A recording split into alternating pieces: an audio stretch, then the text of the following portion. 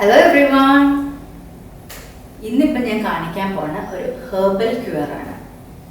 ഇപ്പം ഒരു ജലദോഷം, ഒരു കോൾഡിൻ്റെ തുടക്കം അല്ലെങ്കിൽ ഒരു ഡ്രൈ കഫിൻ്റെ തുടക്കം തന്നെ ഈ ഒരു ഹണി മരുന്ന് നമ്മൾ ഉണ്ടാക്കി കുടിച്ചു കഴിഞ്ഞാൽ വളരെ വ്യത്യാസമാണ് ഉണ്ടാവാറുള്ളത്. ഇവിടെ ഞാൻ പിള്ളേർക്ക് ഉണ്ടാക്കി കൊടുക്കാറുണ്ട്.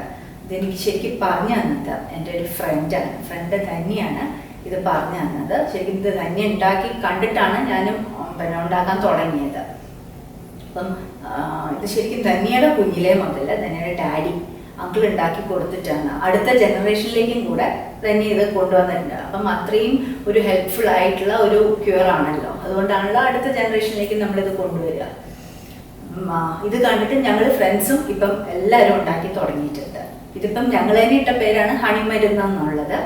അപ്പം ഇത് ശരിക്കും ഒരു 3-4 പ്രാവശ്യം, ഒരു ഡെയിലി 3-4 പ്രാവശ്യം ഇത് കുടിക്കണം.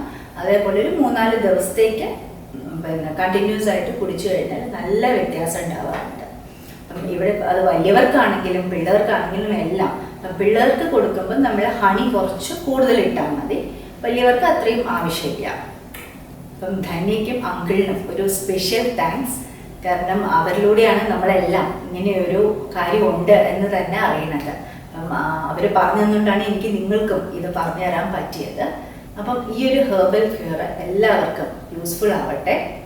അപ്പം എങ്ങനെയാണ് നമ്മളുടെ ഈ ഹണി മരുന്ന് ഉണ്ടാക്കുക എന്നൊന്ന് നോക്കാം.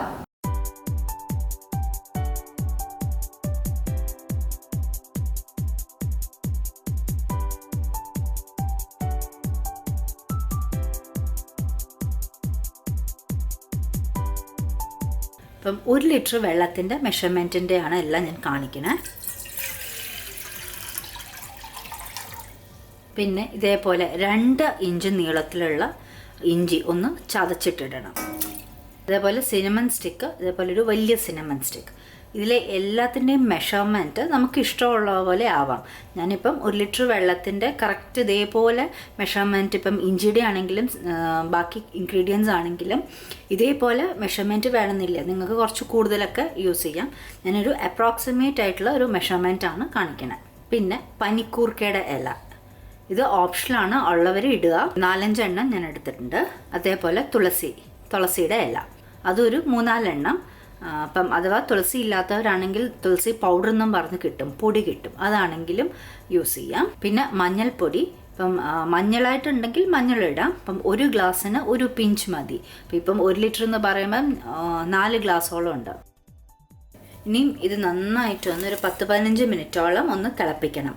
നമ്മുടെ ഇഞ്ചി എല്ലാം ഒന്ന് നന്നായിട്ട് വേവുന്നത് വരെ തിളപ്പിക്കുക.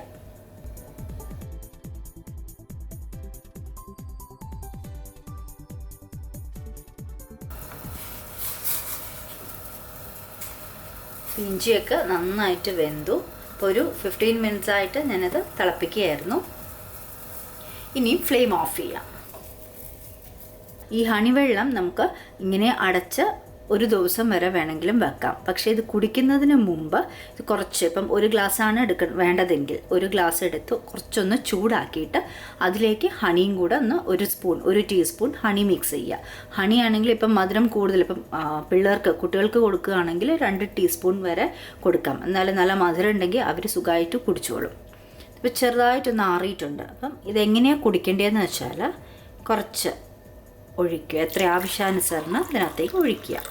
അതിനുശേഷം ഹണി, ഞാൻ 1 ടീസ്പൂൺ ഹണിയാണ് എടുക്കുന്നത്. അപ്പം കുട്ടികൾക്ക് കൊടുക്കുകയാണെങ്കിൽ നിങ്ങൾക്ക് 2 ടീസ്പൂൺ വരെ ആവാം. അങ്ങനെ എപ്പോഴും നമ്മൾ ഈ മരുന്ന് കഴിക്കുമ്പം ചെറിയൊരു ചൂടോടുകൂടെ വേണം അത് കുടിക്കാനായിട്ട്. ഇത് നന്നായിട്ടൊന്ന് മിക്സ് ചെയ്യുക. അങ്ങനെ നമ്മളുടെ ഹണി മരുന്ന് ഇവിടെ റെഡി. Thank you.